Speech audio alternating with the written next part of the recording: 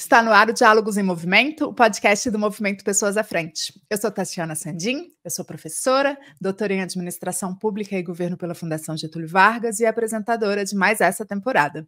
Te convido a conhecer a nossa causa, as nossas pautas e propostas no nosso site, no Instagram e no LinkedIn, @Movimento Pessoas à Frente.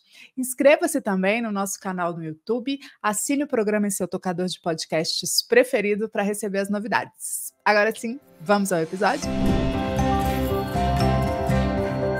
A gestão de desempenho e do desenvolvimento pode ser compreendido como um processo contínuo de identificar, medir e melhorar a atuação de líderes, equipes e indivíduos, alinhando aos objetivos estratégicos da instituição. É, portanto, um instrumento-chave para transformar o talento e a motivação das pessoas em resultados e a produção de valor público para a sociedade. Um programa de gestão de desempenho pode gerar e ser alimentado por informações sobre as experiências e trajetórias das instituições, seus líderes, equipes e indivíduos, e pode fundamentar ações do planejamento estratégico de pessoal, além de ações de reconhecimento como promoções e progressões nas carreiras baseadas em competências e no desempenho dos servidores e servidoras, assim como os importantes feedbacks sobre a qualidade dos serviços prestados. Mais de 209 mil pessoas se afastaram do emprego em 2022 no Brasil por conta de problemas como depressão, ansiedade, Alzheimer. Apesar da falta de dados mais consistentes sobre a administração pública, nos últimos 7 anos, 15 mil servidores federais foram afastados por transtornos mentais, de acordo com um estudo sobre saúde mental divulgado neste ano pelo República.org. Quando falamos de gestão de desempenho, um ponto central nesse debate são as mudanças que vêm da implementação do trabalho remoto, não só no Brasil, mas no mundo afora. Essas mudanças, elas são relacionadas ao melhor controle da presença e dos horários, com uma mudança de foco para as entregas dos funcionários e dos servidores, aos recursos para a realização do trabalho no cotidiano e seus impactos, tanto na produtividade e no desempenho, como no gerenciamento das equipes. Mas o programa de gestão em andamento no governo federal é bem mais do que isso. O Programa de Gestão de Desempenho, conhecido como PGD, surgiu em um decreto lá em 1995 e tinha como ponto central a regulamentação das jornadas de trabalho dos servidores da administração federal. Recentemente, já em 2022, o programa foi reformado e expandido por meio do Decreto 11.072 e ele foi remodelado ao longo do ano passado, em 2023, com a possibilidade de extensão para estados e municípios, ainda que essa legislação seja restrita à administração pública federal, e gerido, ele é gerido pelo Ministério da Gestão e da Inovação dos Serviços Públicos. O foco dessa instrução normativa é a melhoria do desempenho organizacional, e, ao fim e ao cabo, do próprio desempenho de cada servidor no desempenho das suas funções, e isso é obtido por uma combinação de fatores, como nós sabemos, Quer dizer, o desempenho organizacional ele não é determinado por um fator isoladamente, Uma combinação de fatores são necessários para a gente obter esse resultado, ao fim e ao cabo, na administração pública. Entre outras coisas, precisamos ter estruturas ou modelos organizacionais bem desenhados e construídos, precisamos ter processos de trabalho bem azeitados e operantes, precisamos ter pessoas preparadas e engajadas nesse processo de mudança. Você ouviu a fala do economista e atualmente secretário de Gestão de Pessoas do Ministério da Gestão e Inovação em Serviços Públicos, José Celso Cardoso, em uma live transmitida em julho de 2023 sobre a Instrução Normativa número 24, que definiu as novas regras do Programa de Gestão de Desempenho. Com a expectativa de aumento da produtividade da administração pública voltada para resultados e entregas, já são 159 instituições com programa de gestão de desempenho na administração pública federal. Isso dá aproximadamente 77,6% do total de instituições, segundo o painel de implementação do programa no site da MGI, que está disponível online. Inclusive, assim que terminar de ouvir esse episódio, corre lá no painel para conferir os dados disponíveis no link da descrição desse episódio. Apesar da disseminação desse programa, não são poucos os desafios para usar a gestão de desempenho tanto como uma ferramenta de melhoria na entrega dos serviços públicos, quanto para internalizar uma nova cultura organizacional nos órgãos da administração pública federal. Né? Os desafios, eles envolvem como aumentar a capacidade de entregas de resultado em bases que são sustentáveis, como fazer esse aumento dessa capacidade de entrega na gestão pública, que carrega consigo valores, princípios, diretrizes que são muito específicas, como fazer isso de forma alinhada às necessidades da sociedade, considerando as dimensões da administração e a heterogeneidade dos trabalhos desenvolvidos por quase 1 milhão de servidores públicos federais diariamente? É sobre isso que a gente vai conversar agora com os profissionais que a gente tem nesse episódio. E para falar desse assunto, contamos com 2 profissionais de destaque. Bianca Dumas, ela é especialista em gestão de pessoas no serviço público pela ENAP, acumula mais de 15 anos de experiência profissional na área de gestão de pessoas e atualmente responde pela gerência de gestão estratégica de pessoas na ANAC. Bianca, muito obrigada por estar aqui com a gente hoje.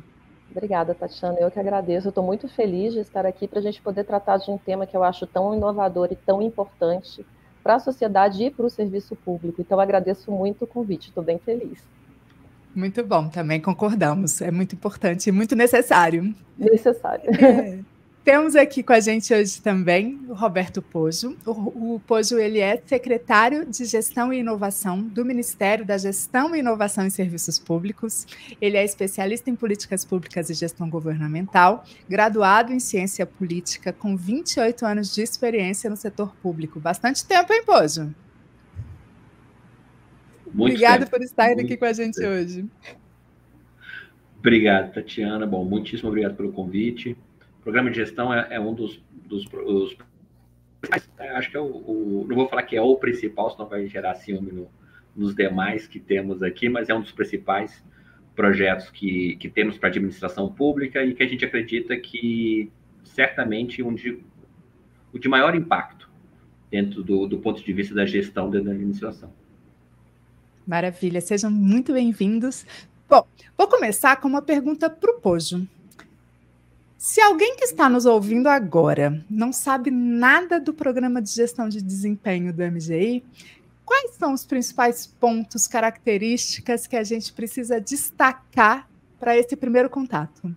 E, além disso, eu já quero emendar uma outra pergunta, que é, o programa de gestão ele tem sido tratado quase que como sinônimo do trabalho remoto na administração pública federal. Quem acha que é sinônimo tem uma percepção correta? Vamos de trás para frente? Não tem uma percepção correta. Ainda que seja justificado, porque durante os primeiros anos do programa de gestão, de fato, era sinônimo. Mas desde 2020, a gente tenta mostrar que o programa de gestão é muito maior do que isso. E como você coloca, né? Quais são os principais pontos? Ele revoluciona, a ideia, de fato, é revolucionar o processo de gestão.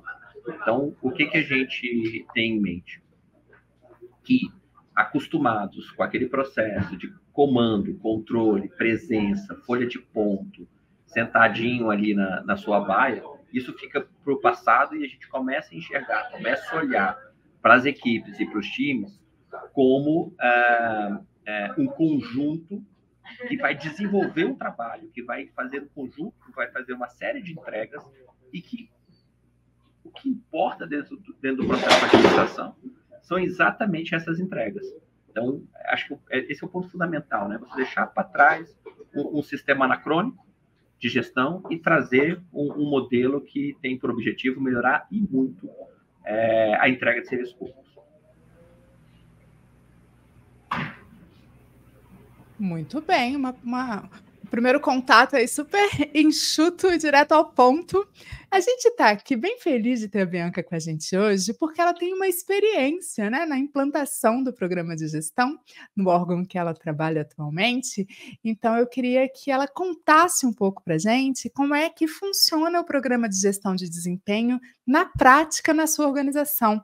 Como é que as pessoas veem, percebem como uma ferramenta que pode fortalecer lideranças e equipes por meio do desenvolvimento de competências e do trabalho, né, do acompanhamento do trabalho no dia a dia deles? Conta pra gente, Bianca, por favor.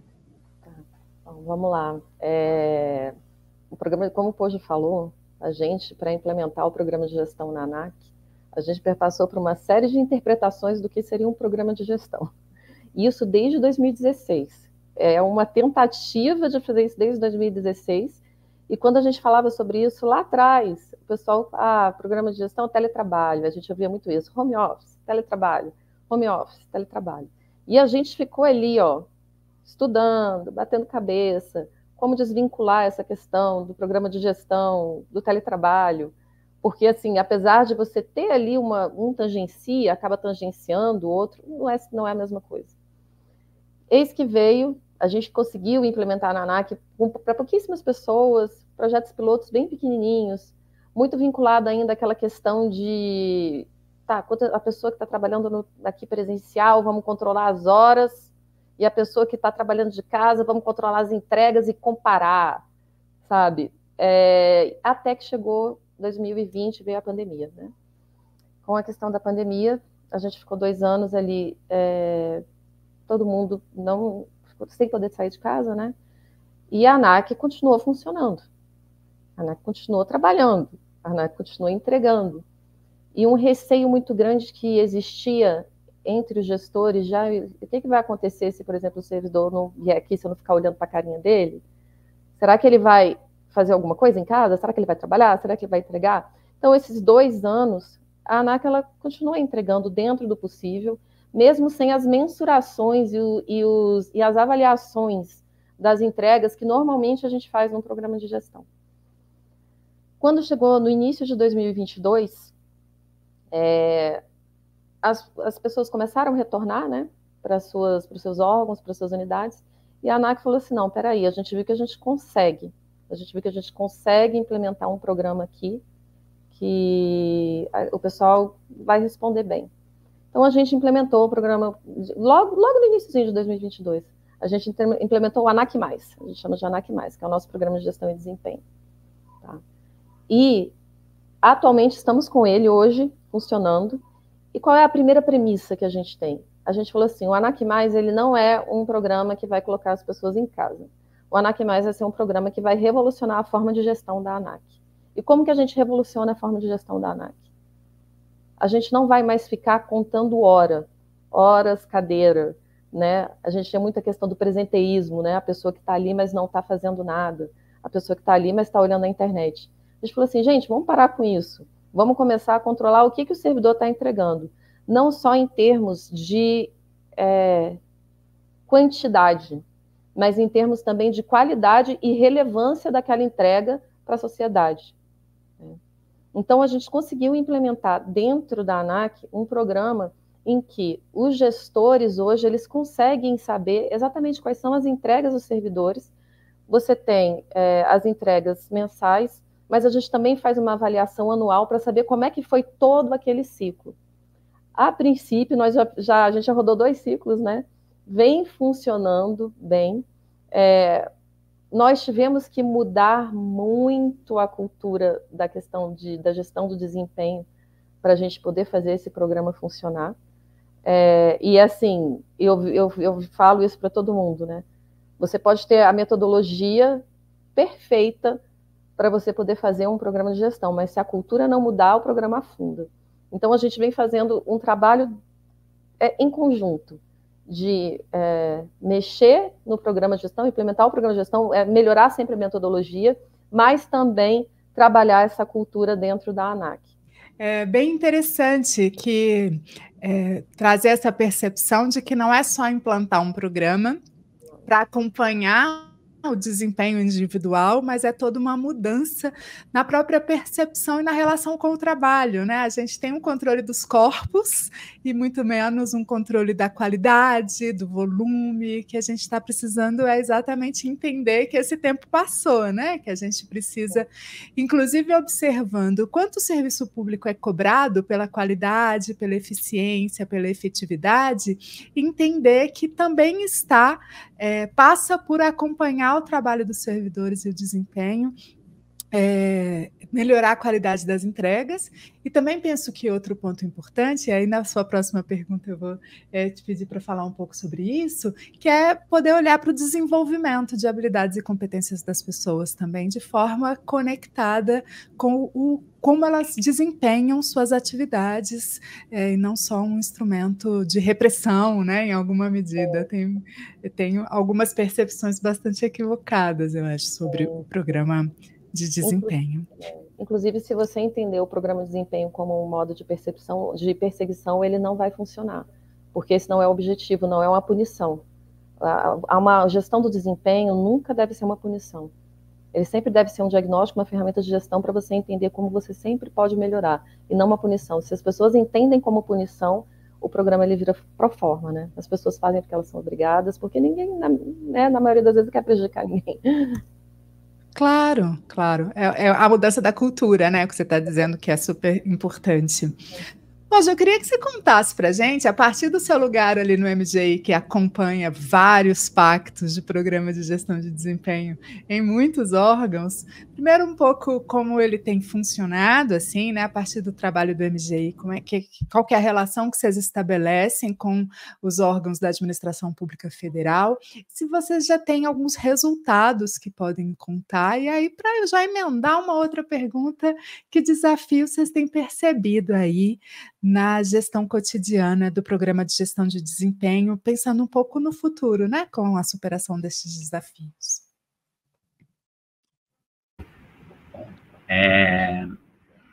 O aspecto desempenho, né, lato sensu, é o principal componente do programa, né? Carrega no próprio nome. E quando a gente começou a olhar para o programa, um ponto de ruptura, e é importante colocar isso, e a Bianca trouxe super bem, e, né, não à toa a ANAC é um dos órgãos modelos de implantação do PGD, então é super parceiro nosso, para entender o funcionamento do programa. Então, o que eu quero colocar? Né? Quando a gente olha para o desempenho, a gente sabia que um dos maiores desafios ia ser o processo avaliativo, que historicamente é um processo proforme dentro da administração pública. Ele já tem, né, uma série de questionamentos no mundo privado, e no mundo público, então, ele sempre foi posto como um componente proforma. Eu costumo dizer, né, a nossa cultura é de eu não gosto de avaliar e nem gosto de ser avaliado. Então, a gente ia ter que romper isso. A gente teve uma certa ingenuidade no início, e esse momento ingênuo a gente reconhece qual foi. Que, rompendo com a ideia que o processo avaliativo tinha impacto financeiro direto, ele abriu espaço para ser usado como um instrumento de gestão. A gente tinha esse conceito lá atrás. E aí, conectando com essa questão de avaliação dos resultados. O primeiro resultado que a gente percebeu, conforme a gente ia recebendo os dados dos programas implantados, era que o processo avaliativo estava replicando a cultura geral. O primeiro grande desafio foi recepcionado mais de 3 milhões de avaliações. A gente teve como né, resultado uma nota média 9,4, 9,38, uma nota absurdamente alta, uma distribuição completamente concentrada, né, no topo. Então, prontamente, o que a gente identificou? O nosso modelo avaliativo não deu conta. Vamos ter que repensar o modelo avaliativo. E aí, estudando mais, absorvendo maior conhecimento, interagindo com pessoas que estudam isso, a gente percebeu que isso vai ser, durante todo o processo do PGD, o ponto mais complexo de mudança cultural. Porque, de fato, não adianta. A gente tem pesquisador que a gente, inclusive, conversou, que fez um trabalho muito interessante em conjunto com a ENAP. Então, assim, o processo avaliativo como um todo, no Brasil, e aí, indo para o mundo privado, ele tende a ser distorcido para a nota máxima. Falei, bom, então temos um problema, vamos repensar o modelo. Então, isso foi uma primeira questão que a gente muda quando a gente institui o novo modelo a partir de 23, para de ser nota, passa para ser menção, tenta induzir o comportamento do avaliador, fazendo com que ele justifique os extremos. Então, para você dizer que alguém é muito bom, você vai ter que dizer o porquê que ele é muito bom. Então, a gente até brinca, né? Vamos tentar usar a preguiça do sujeito para deslocar ele. Assim, putz, tudo bem, tá, na amizade eu daria nota máxima, mas isso vai me dar muito trabalho, então deixa eu me aproximar aqui de uma avaliação mais real. Esse é um componente que a gente está trabalhando bastante, já recepcionado dos dados. Um segundo aspecto, avaliando os planos de trabalho que iam sendo montados, né? Lembrando que o primeiro modelo só tinha plano de trabalho, a gente percebeu que isso indicava pouca coisa. A gente colocou todo o foco do programa no esforço individual de cada servidor. Eu até brinco, né? A figura de linguagem ali, a gente pegou um hamster, colocou numa rodinha e ficava olhando o hamster rodando a rodinha. Assim, tá, e daí? Ele está se esforçando, mas eu não tenho certeza de onde que ele vai chegar. Então, no novo modelo, a gente trouxe o componente do plano de entregas. O que de fato está sendo produzido, que tem algum tipo de agregação de valor. Então, a ideia do plano de entregas que cada unidade faz, a gente percebeu que era fundamental porque dava concretude ao esforço conjunto daquela equipe. E lógico que, para efeitos do programa, isso, né, o plano de entrega ele é derivado, né, ele se desdobra nos planos individuais, porque você vai entender como é que cada um contribui para isso. E o que a gente também recebia muito, assim, toda vez que eu apresentava o programa lá em 2020, 2021, eu escutava assim, mas o chefe vai ter muito trabalho com esse programa. Agora o chefe vai ter que fazer um monte de coisa que ele não fazia. E a minha frase era assim, então, o chefe vai ter que começar a ser chefe. Eu sei que não te explicaram isso quando te deram essa chefia, não te treinaram, não te capacitaram, mas tem um conjunto de coisas que você não precisava fazer, porque era só atestar que o sujeito estava ali de corpo presente, e agora você vai ter que fazer um processo de gestão. Então, depois da avaliação, o segundo maior desafio, e aí vai ser ter um processo de gestão, de capacitação, de treinamento, de mudança de cultura para chefes. E costumo sempre brincar, né? O pessoal, não, tem que formar líderes. Eu falei, isso é caro. Vamos começar com o chefe, aquele que sabe ali o que ele deveria fazer. E depois a gente vai investir na construção de lideranças. Porque como a ascensão ao posto de chefia não se dá dentro de um processo de carreira, é um processo razoavelmente aleatório, você não tem preparo. Então, né, uso muito aquela história, né, 3 maneiras de virar chefe na administração pública: premiação, punição e distração. É o que te leva a virar um belo dia ser chefe e falar assim, putz, e agora? Eu tenho 5, 10... Como coordenador geral, né, o 4º nível da hierarquia, eu cheguei a ter 26 pessoas abaixo de mim, diretamente, sem nenhum coordenador, não. Era eu com 26 pessoas abaixo. E tem várias situações dessas. Então, o que a gente percebeu? Bom, vamos precisar criar capacitações muito específicas para o chefe. Então, desenvolvendo junto à ENAP, né, tem processo de construção, trilhas de capacitação, cursos específicos, refinando isso, tentando trazer para esses cursos que ele complemente essas lacunas de formação do servidor para que ele possa desempenhar suas funções de chefia. Esses, assim, são os nossos top 2 desafios dentro do programa de gestão. E o terceiro desafio é o mantra de falar, programa de gestão não é teletrabalho, programa de gestão não é teletrabalho. Esse eu acho que é o terceiro, porque tem muita gente que já, quando você fala, programa de gestão, não, nem quero saber, porque eu não quero teletrabalho. Então, deixa eu te explicar. Aí a gente faz esse processo contínuo de convencimento. Isso a gente vivenciou durante todo o período 2022, né, que a gente chama de PGD 1.0, onde a gente implantou, expandiu muita gente teve contato, assim, no sentido de que mesmo que a sua organização não tivesse implementado, acho que poucos assuntos dentro da administração pública tiveram um alcance tão amplo e tão rápido assim.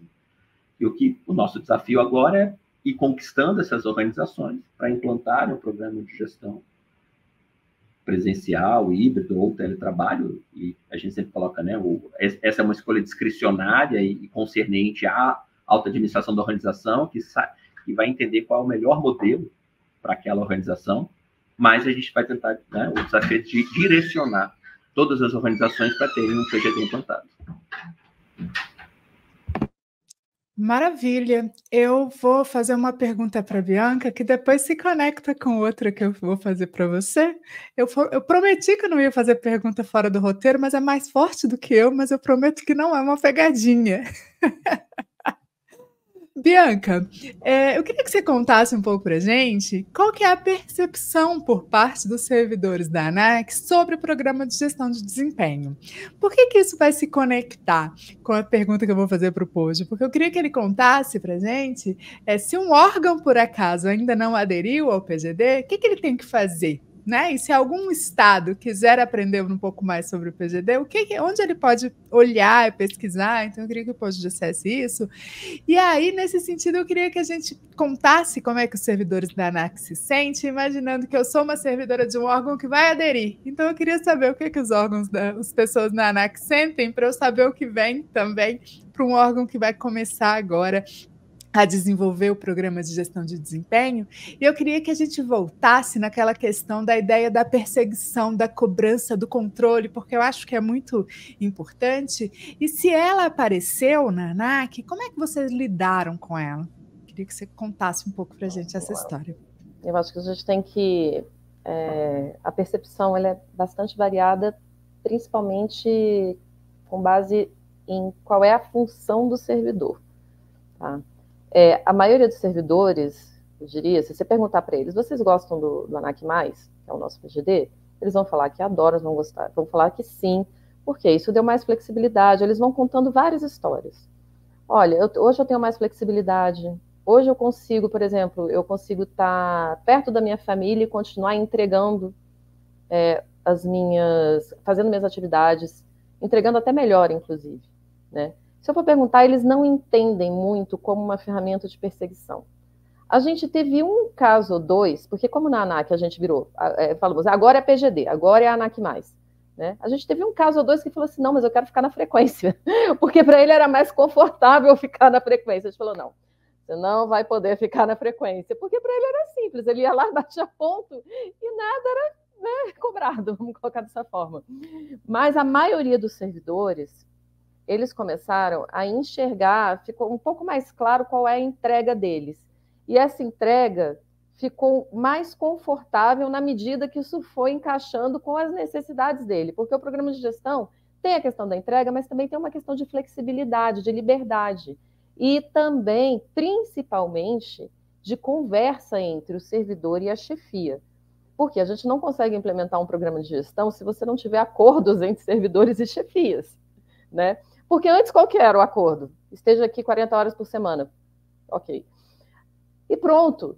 Tinha chefe que achava que fazer gestão era simplesmente controlar a planilha, controlar o orçamento, né? E quando a gente implantou a ANAC+, as chefias perceberam que elas tinham que aprender muito sobre o que é ser um gestor. Porque o nosso programa ele é calcado na questão dos acordos, dos feedbacks e da conversa entre chefes e os subordinados, entre a equipe, né? Então, os servidores eles começaram a perceber que eles tinham ali um espaço de, poxa, olha só, meu trabalho está sendo visto, né? Um espaço para conversar com o seu chefe, porque às vezes tinha chefe que nem falava direito, né? Só assinava folha de ponto. E a chefia, por outro lado, ela percebeu que ela tinha que desenvolver algumas competências de liderança que antes ela não precisava exercer. Porque assim, gente, olha, você simplesmente chegar e falar, ó, o seu ponto é esse, tá tudo certo, não tem problema nenhum, e deixar para lá, por exemplo, aquele servidor difícil que você não quer lidar, você deixar para lá, porque afinal de contas, né, é mais simples, né? Vamos combinar que é mais simples. Mas quando você tem que fazer essa gestão, por quê? Vai estar aparecendo lá que o servidor não entregou. Mas o chefe também é responsável por que o servidor não entregou e nada foi feito, né? Porque aquilo fica muito transparente. Então, aquilo que a gente não enxergava antes começou a aparecer. E essa visibilidade dessas questões de gestão fizeram com que os chefes precisassem a correr atrás e começar a correr atrás de, olha, eu tenho que desenvolver essa competência, eu tenho que aprender a ser um gestor, eu tenho que aprender a ser um líder, porque a entrega não é só do servidor, a entrega da unidade é a entrega da organização. E uma coisa reflete na outra. Né? A gente tem uma vinculação das entregas institucionais, depois para gerenciais, até as individuais, desde lá no nosso início. E aí os chefes começaram a ter que correr atrás disso. E não só isso, a gente percebeu que se a nossa área de gestão de pessoas não fosse atrás deles, eles não iam sozinhos, assim, eles não sabiam por onde procurar. Ficavam, né, o que eu faço e tal. Então a gente começou a prestar consultorias para cada chefia, para cada unidade, a gente ia atrás, fazia reuniões. Em vez da gente, a gente até ofereceu capacitações de liderança, que foram bem legais, só que a gente percebeu que teve que fazer um trabalho mais pontual neles, para eles entenderem como é que funcionava. Então a gente passou o primeiro ano todinho fazendo reuniões com as áreas, com as unidades, quem procurasse a gente fazia reuniões e explicava. Era quase que uma catequese, assim, era repetido, até eles entenderem. Os servidores, eles tiveram a maior dificuldade dos servidores, não foi com relação à cobrança das entregas, foi com relação à avaliação que não era 100. Porque a gente, primeiro, para mudar essa cultura, a gente tirou a questão da nota de 0 a 100, que era uma coisa que vinha desde 2010, Decreto 7133, tiramos essa questão da nota, falando, como é que a gente muda essa chave neles? Vamos fazer assim, bora botar por menção. Então é assim, não entregue, não aceito, abaixo do esperado, dentro do esperado, acima do esperado. Quando o servidor tomava um dentro do esperado, ele ficava, meu Deus, por que? Eu falei, gente, o seu dentro do esperado é o novo 100. Então, isso foi a maior dificuldade da gente botar na cabeça deles, porque eles queriam ser acima do esperado. Mas a gente foi tão insistente, a gente marcava reunião todo dia com todas as áreas, são 1.500 servidores, 1.300 servidores na ANAC, por aí. A gente marcava reunião com eles, com as áreas, sabe? E ficava martelando. E deixava eles tirarem dúvida, eles ficavam revoltados porque não queria ser dentro do esperado, mas a gente continuou martelando. Resultado, nosso segundo ciclo, né, a gente terminou de fazer a avaliação agora, né, a gente consegue hoje identificar na ANAC os servidores dentro do esperado, que são excelentes servidores, e a gente consegue identificar na ANAC os servidores que estão acima do esperado, que são servidores que realmente, né, têm um grande potencial, ou já chegaram no estágio da sua carreira, que podem até crescer profissionalmente. A gente consegue diferenciar. O nosso primeiro ciclo, se eu não me engano, em torno de 74% foi dentro do esperado, e os outros 26% a gente conseguiu, que era acima do esperado. Ou seja, já conseguimos atingir o objetivo de diferenciar, de entender um pouco melhor a nossa força de trabalho. Então, a nossa dificuldade foi essa. Eu entendo a gestão de desempenho como uma forma da gente entender a nossa força de trabalho, entender como as nossas equipes funcionam, entender quais são, o que a instituição está entregando, né? E por que ela é relevante, né? Então, o programa de desempenho ajudou muito a gente nisso, mas é um trabalhinho de convencimento constante. Então, eu não diria que os servidores entenderam como perseguição, mas eles tiveram muita dificuldade de aceitar o dentro do esperado, que o dentro do esperado era o seu novo 100. Muito bom, foi ótimo suas colocações, porque além de você contar para a gente como é que é o papel e o lugar, né, como é que os servidores receberam essa notícia, você contou um pouco do lado da implantação, né, que não é simples nem fácil, mas eu estou entendendo que vale muito a pena. E também eu achei muito interessante, a partir do que você disse, a forma como o servidor lida com o próprio trabalho, e para mim vira um pouco da gestão da própria ansiedade da expectativa dele mesmo, porque muitas vezes quando o chefe nem conversa, você nem sabe muito bem, né, o que esperam de você, tá tudo bem, né? Então você consegue fazer uma gestão disso de uma forma que as relações melhoram muito. E quando você coloca que é diálogo, feedback, parece tão simples como qualquer relação de trabalho, mas a gente sabe que o cotidiano é muito diferente disso, né? Muito bom, muito obrigada. E aí eu queria que o Pod contasse, né? Vai que alguém caiu da espaçonave na esplanada e não sabe como aderir ao PGD, como como fazer, onde se inscrever, participar e também se tem alguma possibilidade ou espraiamento aí previsto para gestões estaduais que se interessarem por esse tema. Hoje, por favor. Tatiana, bom, adorei, Bianca. O esperado é o novo 100, vou usar muito essa, viu? Excelente. Bom, o primeiro ponto de contato, gov.br/PGD. Então, mais simples impossível. Até já é uma evolução, né? Normalmente, link de site de governo tem 35 palavras. Não, a gente conseguiu gov.br/PGD. E a gente até monitora, a gente recebe mais ou menos umas 6.000 visitas mês no nosso site. Lá tem tudo. O histórico, a legislação, quem já implantou, uma avaliação de quais são os melhores modelos de norma para você implantar, quais são os órgãos que têm sistemas disponíveis. Então, o pacote está todo ali, literatura. Então, a gente acumula ali, faz uma curadoria de livros, de artigos sobre a temática, né? E essa temática correlata também. Então, indo no gov.br/PGD, você encontra ali tudo que você precisa como o primeiro contato. E também, lá a gente tem os canais de acesso.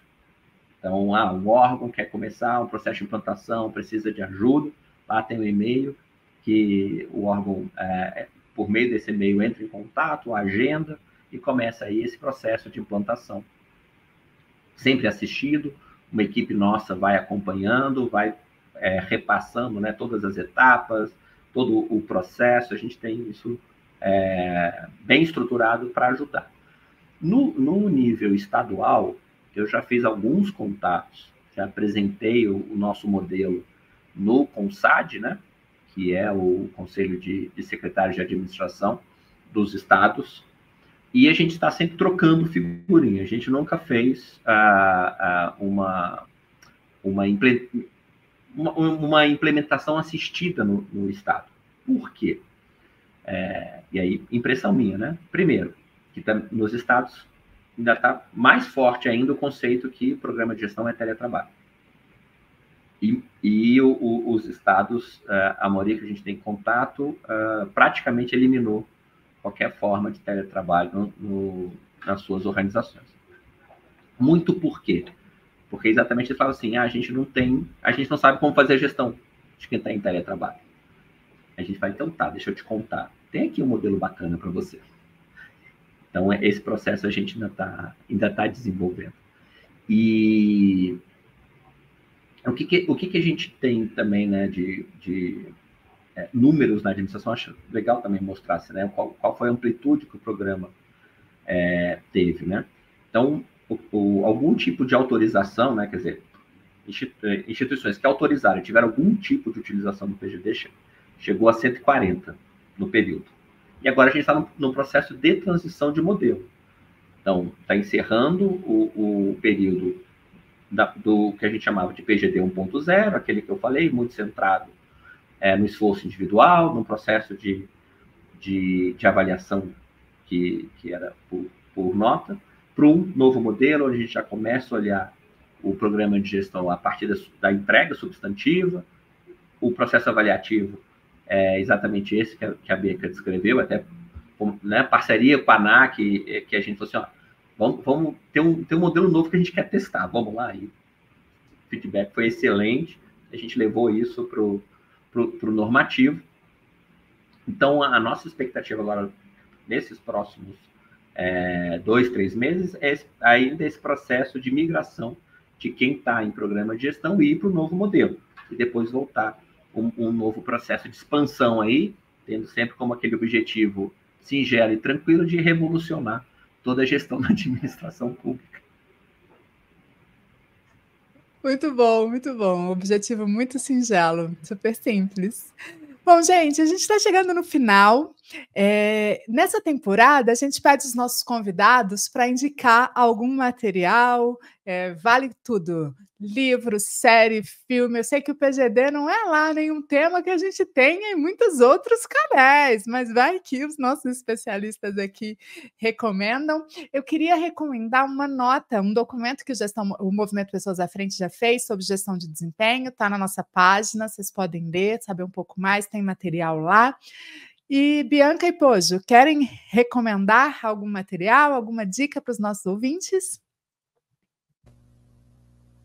Eu queria recomendar, não necessariamente do assunto específico de gestão de desempenho, mas para as lideranças.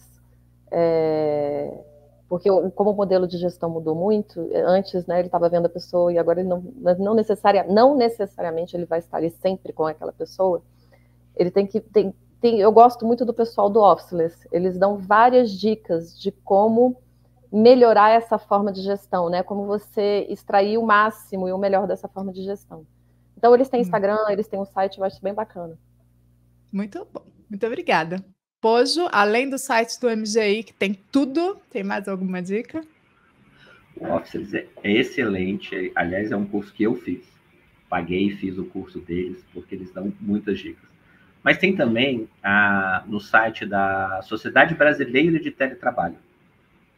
É uma fonte muito bacana, eles têm uma série de publicações que mostram, e aí público e privado, como é que se utilizou o teletrabalho e como o teletrabalho acaba sendo chamariz para essa discussão, né? Ali você vai encontrar vários exemplos de como é que se desenvolveram modelos de gestão para teletrabalho. E eu costumo dizer o seguinte, todo mundo presencial a gente sabia fazer, não quer dizer que fazia bem. Quando foi para a pandemia, todo mundo aprendeu a fazer o teletrabalho. E agora que a gente vive o mundo híbrido, a gente tem um brutal desafio aí de colocar todo mundo na mesma página. E o pessoal da Sobrate também tem um material muito bom dentro do site dele e as publicações que eles têm. Perfeito. E tem ainda o canal do YouTube do MGI, que tem vários vídeos sobre programa de gestão, um passo a passo, tudo mais. Quem quiser saber, acho que também é uma fonte valiosa aí de conhecimento. Bom, meus caros, muito obrigada, a conversa foi ótima, eu espero que as pessoas tenham mais clareza agora sobre o que é o programa de gestão e consigam tanto olhá-lo com outros olhos, quanto perceber as vantagens e os benefícios. Obrigada, Bianca, por estar aqui com a gente. Obrigada, eu fiquei muito feliz de poder compartilhar a experiência da ANAC, que eu considero que é uma experiência muito bem sucedida. Claro, tem muita coisa para melhorar, né? A gente não vai parar aqui, mas eu considero que é uma experiência bem legal, assim. Quem quiser conhecer também, a gente está à disposição para ajudar. Maravilha. Com certeza. Só pelo que você disse, a gente já sabe que é uma experiência super bem sucedida. Parabéns por isso também. Obrigada, Pojo, por estar aqui com a gente também nessa agenda aí maluca do MGI. Você conseguiu esse tempo para conversar. Imagina, eu que agradeço o convite. É um assunto que eu tenho enorme prazer em compartilhar. E parabenizar a Bianca pelo trabalho desenvolvido na ANAC, que é sempre o exemplo para nós, assim, quando alguém pergunta, onde é que está dando certo a ANAC? Pode ir lá, eles estão... Você quer um benchmark super, super bom, pode ir lá.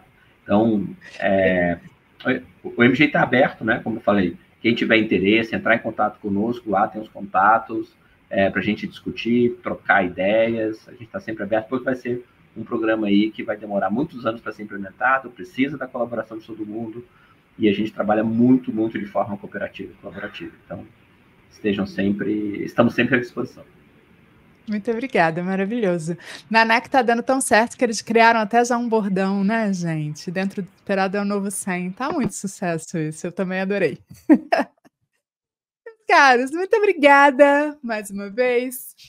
Espero que a gente se encontre em outros momentos para falar dos desdobramentos e dos novos momentos do programa de gestão. Até a próxima. Boa noite. Bom, chegamos ao fim do último episódio desta 4ª temporada do nosso podcast Diálogos em Movimento, onde mergulhamos no programa de gestão de desempenho na Administração Pública Federal. Eu quero agradecer aos nossos convidados, Bianca Dumas e Roberto Poggio, por compartilharem suas valiosas perspectivas e experiências conosco. Também agradeço você por nos acompanhar até aqui. Espero que tenham encontrado inspirações valiosas sobre o tema. E se você tem perguntas, comentários, sugestões, não hesite em nos contactar. A gente fica por aqui, mas esse diálogo continua. Siga o Movimento Pessoas à Frente nas redes, acompanhe nosso conteúdo, produções acadêmicas e oportunidades. Até a próxima temporada. Esse episódio utilizou áudio do canal do Ministério da Gestão e da Inovação em Serviços Públicos no YouTube.